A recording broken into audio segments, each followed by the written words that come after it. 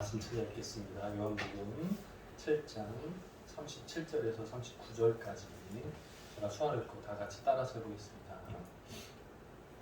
37절 명절 끝날 곧 큰 날에 예수께서 서서 외쳐 이르시되 누구든지 목 마르거든 내게로 와서 마시라. 28절 나를 믿는 자는 성경의 이름과 같이 그 배에서 생수의 강이 흘러나오리라 하시니.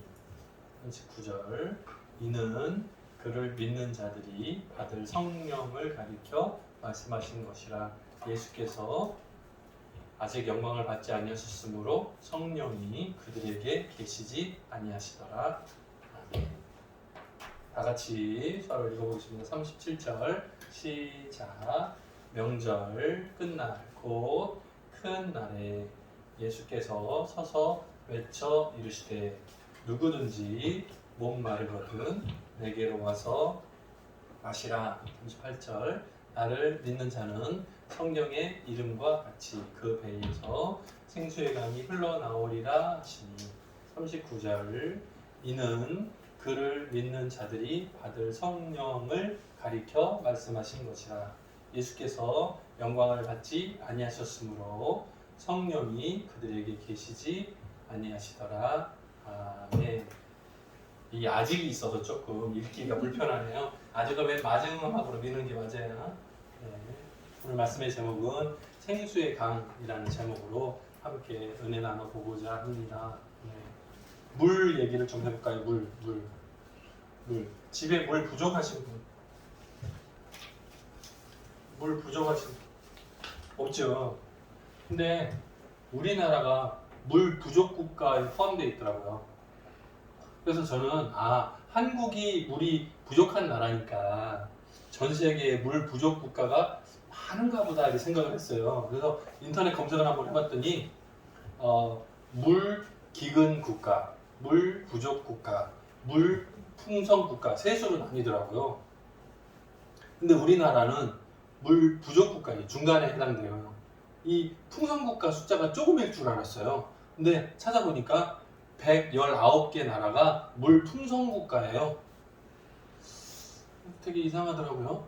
한국을 포함해서 몇 나라 안 돼요. 물 부족국이 많지 않아요. 나는 굉장히 많은 줄 알았어요. 왜냐면 좀 더운 나라들도 많고, 근데 오히려 그 나라들은 비 오는 걸로 충분히 물 풍성국가더라고요. 그래서 제 예상을 빗나갔어요. 왜 그런가 봤더니 우리나라 한국 지형이 산이 많고 기울기가 심해서 비가 막 많아도 어떻게 해요? 바다로 물이 다 흘러 빠지고 여기 남지 않아서 우리가 사용하지 못하는 물이라서 그냥 지나가는 물이다. 우리 거가 아니다 이 말이에요. 그래서 물 부족 국가에 포함이더라고요. 그리고 강수량을 다 계산해도 수치상으로 부족해요. 보니까 1인당 물 사용하는 보유량 숫자를 보니까 1000세제곱미터. 네? 1000세제곱미터면 물 기근국을 기준으로 아니고요. 그 다음에 1700세제곱미터. 그래서 풍성국가, 부족국가가 나뉘어요. 그래서 세 단계 요 사이가 여기는 1000, 여기는 1700. 요 사이에 우리가 있더라고요. 그래서 한국은 얼마 정도 됐더니 1450에서 1480 요 사이에요. 뭐 숫자가 중요한 건 아니지만 그 정도더라고요. 우리나라 강수량이 여름에만 집중돼서 비가 오고 평상시에는 비가 없는 나라. 그렇더라고요. 물이 부족해요. 근데 여러분 각자의 삶에서 물이 부족하다고 느끼시나요? 잘 모르겠죠, 그죠? 근데 이제 저희가 어렸을 때 슈퍼에 처음 물이 버틀로 나올 때 처음 물병이라는 것을 슈퍼에서 팔기 시작할 때 다들 대부분의 사람들이 저 회사 망했다, 미쳤어 이렇게 생각을 했어요. 누가 물을 사서 먹냐, 말도 안 된다 이렇게 생각했어요. 근데 지금은 물을 사 먹는 사람이 대부분이에요. 그 이상하죠? 물을 병에 담아서 판다? 그것은 곧 물이 부족하다는 말이에요. 네, 이거 참 신기한 거예요. 참 신기한 거예요. 어렸을 때는 분명히 물이 그냥 수돗물 펌프하고 물 사용하고 먹고 충분히 썼거든요. 근데 이제는 마실 물이 부족해요. 그래서 사서 먹어야 돼. 좀 이상해졌어요. 상황이 좀 이상해졌어요.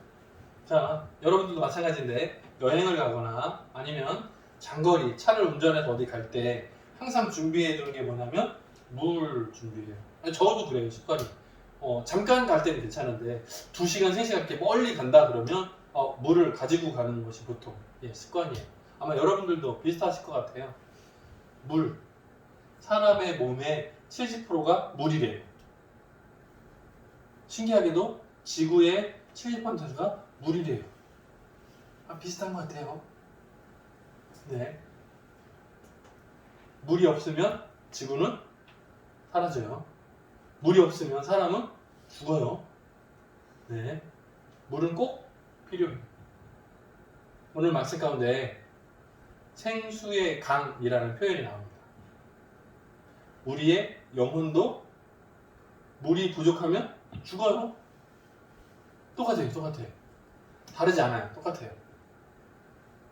잘 생각해보고 우리가 물이 풍성한 국가 되기를 소망합니다. 물이 풍성한 사람 되기를 원합니다. 우리들의 영혼이 물이 풍성하게 되기를 소망합니다. 물 싫어요? 수영을 싫어해요? 그거 관계없어요. 자, 이스라엘의 광야는 물이 없이 여행한다. 물이 없이 통과해서 지나간다? 불가능해요. 우리나라하고 더운 나라의 사막 지형하고는 또 상황이 달라요. 자, 여러분 한번 출애굽을 생각해 보세요. 이스라엘의 출애굽기 성경 있죠. 네. 종살이를 하다가 400년을 넘게 종으로 살다가 모세의 인도함을 통해서 출애굽이 시작됐어요. 그리고 40년 동안 광야에서 살아요. 그죠? 이제 먹고 사는 것도 굉장히 중요하고 해결하기 어려운 부분 맞죠? 제가 가장 큰 기적이라고 설명했었잖아요. 그죠? 기억나시죠? 예수님이 이 땅에 오셔서 5,000명 먹이고 5병2여 기적도 굉장히 중요해요. 큰 기적 맞아요. 예, 시시한 게 아니고 굉장히 중요해요. 그런데 200만 명이 넘는 이스라엘 백성들이 광야에서 40년 동안 살았다? 이건 어마어마한 기적이거든요. 근데 너무 크니까 40년이라는 긴 세월 동안 기적이 계속 되니까 사람들이 이것을 기적인 줄 모르고 그냥 무덤덤하게 지났을 때가 많이 있어요. 그런데 잘 생각해보면 하루만 살아도 이건 엄청난 거예요. 네네. 한 명이 아니고 200만 명이니까요. 그 사람들이 먹는 식량, 그 사람들이 먹어 마시는 물 어마어마하거든요. 그런데 40년 동안 광야에서 살면서 물 문제가 해결됐다? 이거 놀라워요. 초막절이라는 게 있죠. 초막절 있어요. 네. 초막절, 수화로 초막절 뭐 이렇게 써요. 네. 뭐 가을 비슷한 거예요. 네, 가을 때 초막절. 실제로 초막을 치고 그 안에 들어가서 살아요. 네. 우리 집에서 아이들 요즘에 그 텐트 같은 거 치고 들어가서 막 놀고 그러죠. 네, 비슷한 느낌일지 모르겠어요. 그런데 광야에서 장막을 치고 살았던 그 모습을 그대로 재현해 보는 거예요. 그리고 그 절기 때 실로암, 이선민 집사가 좋아하죠. 자네. 이선민 집사가 말하려고 했더니 자요. 이선민 집사님, 소리가 안 들리니까 아주 깊이 자는데요. 큰일 났네. 자, 이선민 집사가 좋아하는 실로암 샘물이 있어요. 실로암 물을 떠다가 성전의 제단에다가 붓습니다. 그리고 이 성경 구절을 읽어요. 이사야 말씀인데 너희가 기쁨으로 구원의 우물들에서 물을 기르리로다. 무슨 얘기예요? 광야에서 목이 말라 죽을 뻔했는데 하나님의 은혜로 뭐라고요? 구원을 얻었어요. 하나님께서 우물들을 허락해 주셔서 광야에서 지내는 동안 풍성 국가의 물처럼 풍성하게 물을 마시면서 살았어요. 그것을 기념하는 거예요. 그래서 초막절에 물에 대한 감사가 포함되어 있어요.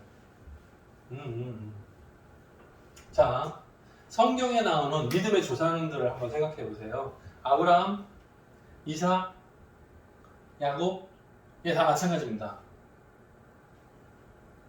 나그네와 같은 삶을 살았어요. 그죠? 정한 것이 아니고 가나안 땅에 들어가기 전까지 계속 이동하면서 다녔죠. 그죠? 근데 그들이 이동할 때마다 필요했던 게 뭐냐면 물이에요. 물. 가축들, 양이나 염소나 소들을 키우니까 사람이 마시는 물보다 동물들이 마시는 물의 양이 어마어마하게 더 많거든요. 그 동물들이 먹고 마시는 물 문제를 해결해야 되니까 항상 필요한 게 무엇인가 하면 우물이에요. 우물. 그래서 우리가 성경을 읽다 보면 양들을 키울 때 그 목자들이 우물을 팠다라는 말 나오고요. 우물을 파서 물이 솟구치면 그 지역에서 사는 거예요. 그 물을 뿌려가면서 풀들이 자라는 것을 보고 그 주변을 돌아다니면서 계속 양들을 키워갈 수 있는 거예요. 우물을 파는데 물이 없으면 포기하고 다른 데로 옮겨야 돼요. 어디를 찾아서요? 물이 솟아나오는 걸 찾아야 돼요. 그것이 당연한 거예요. 그래서 물이 솟아나면 그곳을 정하고 거기서 사는 거예요. 팠는데 물이 없으면 포기하고 딴 데로 옮겨야 돼요. 자, 그런데 하나님께서 우물물을 허락해 주셨다. 그 말을 다시 말하면 뭐라고요? 그곳에 정착해서 살도록 허락해 주셨다. 똑같은 말이에요. 그래서 아브라함이 이동하다가 우물들을 팠어요. 그래서 살죠. 그래서 물이 솟구치면 그게 판 사람의 소유가 되잖아요. 그죠? 그러면 그 아들 이삭도 마찬가지로 우물을 파잖아요. 그러면 물이 솟구치면 그게 이삭의 우물이 되잖아요. 근데 그 주변에 있는 다른 사람들이 질투해요. 왜? 자기들은 여러 번 땅을 파서 물이 없어. 그래서 딴 데로 옮기고 하는데 처음 이사 와가지고 물 한 번 딱 파자마자 물이 솟아요. 그러니까 질투가 심하지. 그래서 어떻게 해요? 이삭을 쫓아내고 우물을 뺏어요. 저리 가. 그러면 어쩔 수 없이 딴 데로 피해서 또 우물을 팝니다. 파면 바로 물이 나와요. 그걸 뭐라고 표현해요? 하나님께서 그들에게 복을 주셨다는 증거로 보는 겁니다. 그래서 물은 곧 복이다. 어디서요? 광야에서. 살아갈 때 양이나 염소나 소들을 키울 때 물에 대한 축복은 곧 하나님께서 주시는 복이다. 정착지에 살 수 있도록 허락해 주시는 증거다 라고 볼 수 있습니다. 기도 응답의 증거, 다른 여러 가지 표현도 가능하지만 동물들을 키워야 되는 목자의 입장에서 하나님께서 우물을 팠을 때 물을 허락해 주셨다. 그곳을 지정하고 살도록 환경을 조성해 주셨다. 똑같은 거예요. 그래서 하나님의 복 주심의 증거 뭐라고요? 가능해요? 똑같아요? 계속 가볼게요. 오늘 말씀해 보면 예수님이 서서 일러 가라사대 말 나와요. 누구든지 목마르거든 내게로 와서 마셔라. 그러면 예수님은 물이 어떻다? 풍요롭다. 예수님은 물 많은 사람. 예수님은 물 부자라. 맞습니까? 틀립니까? 아니에요. 진리잖아요. 진리. 진리잖아요 하지 말고 진리라고 해요. 누구든지 목마르거든 내게로 와서 마셔라. 그래서 예수님은 물이 항상 풍성한 분이에요. 항상 물이 풍성해요. 뭐가 풍성하다고요? 여기로 다시 가볼까요? 예수님을 만나는 것은 곧 복이다. 예수님은 복이 풍성한 분이다. 똑같은 말이에요. 다시 가봐요. 나를 믿는 자는, 예수를 믿는 자는 성경의 이름과 같이 하지 마시고 성경의 이거 이름 아니고 성경의 이름과 같이 뭐라고요? 그 배에서, 사실은 배가 아니고 마음이라고 하는 게 맞겠죠. 그 배에서, 그 배에서 생수의 강이 흘러나오리라. 뭐라고요? 뭐 하면? 예수님을 믿는 사람은 성경에 기록된 것과 같이 그 사람의 마음, 영혼 속에서 생수의 강이 흘러나리라. 이 생수의 강은 누구 때문에 생기는 거예요? 예수님을 믿기 때문에. 왜요? 예수님은 물 부자니까. 예수님하고 믿음의 관계로 연결이 되어지면 예수님은 물 풍성하신 분이고 예수님을 믿는 동시에 뭐라고요? 파이프라인이 연결되는 거예요. 내 배하고. 그래서 여기서 물이 흘러나는 거예요. 왜? 예수님은 물 부자니까. 예수님의 물을 끌어다 쓰는 거예요. 계속. 그러니까 예수님은 물이 부자라서 나눠주시는 거예요. 뭐라고 얘기해요? 누구든지 목마르면 내게로 와서 마셔라. 한 사람만 제한, 열면 선착순 끝 없어 하는 게 아니라 누구든지라고요. 누구든지. 풍성하시다고요. 한이 없으시다고요. 제한이 없어요. 수억 명이 찾아와도 충분히 감당하실 분이라고요. 제한이 없는 분. 물이 풍성하신 분. 자, 그러면 생수의 강, 이 물은 어떤 의미인가? 여기에 뭐가 들어가요? 39절에 아까 답이 나왔었는데 혹시 보셨어요? 잊어버렸어요? 기억해요. 39절 보여주세요. 39절 다시 한번 보겠습니다. 이는 하고 나오죠. 이는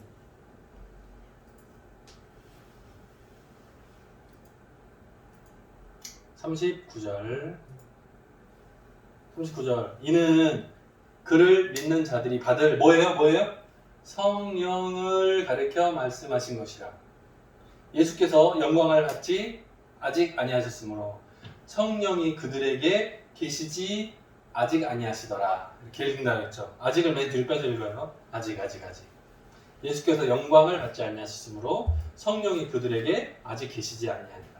자, 그러니까 생수의 강은 뭐라고요? 여기에 뭐가 들어간다고요? 성령이라고요. 성령.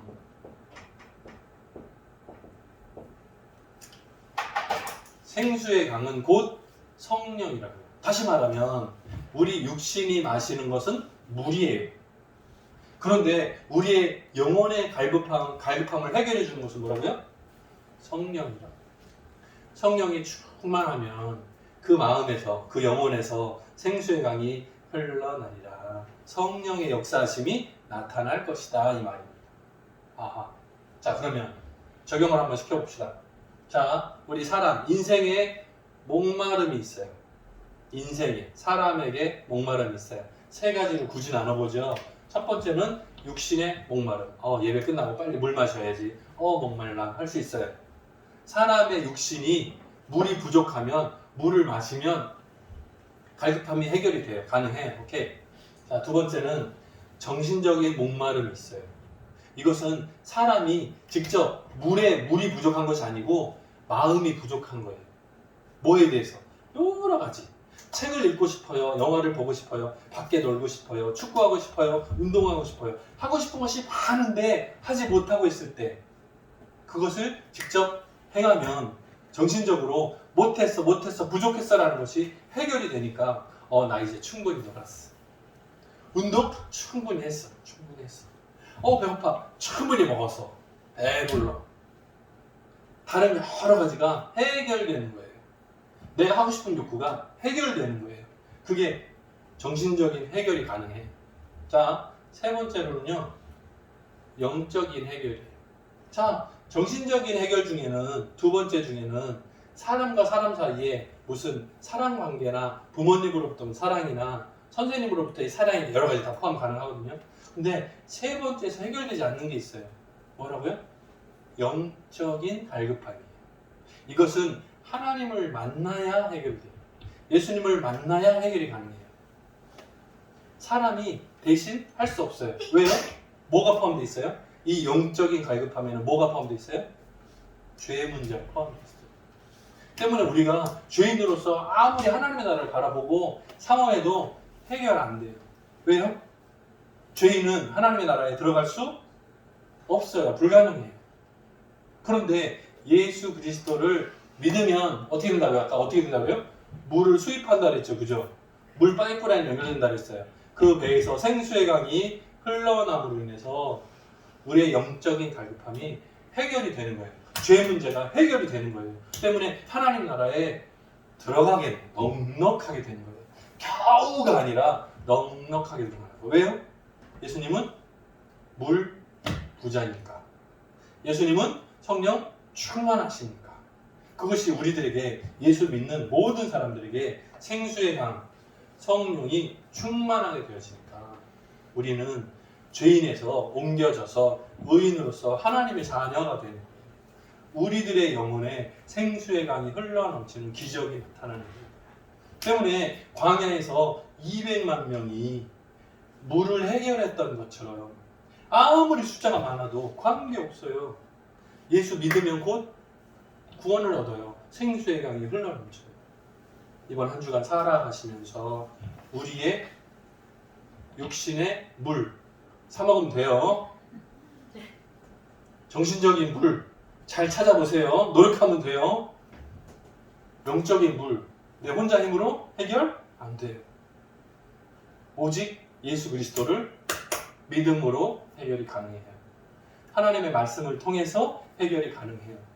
말씀이 육신이 되어 오신 예수 그리스도를 만남으로, 특별히 성탄절이 가까우고 있는 이때에 말씀이 육신이 되어 우리 가운데 거하시는 그 영광을 보는 해갈이 있는 한 주간 되시기를 주님의 이름으로 축원드립니다.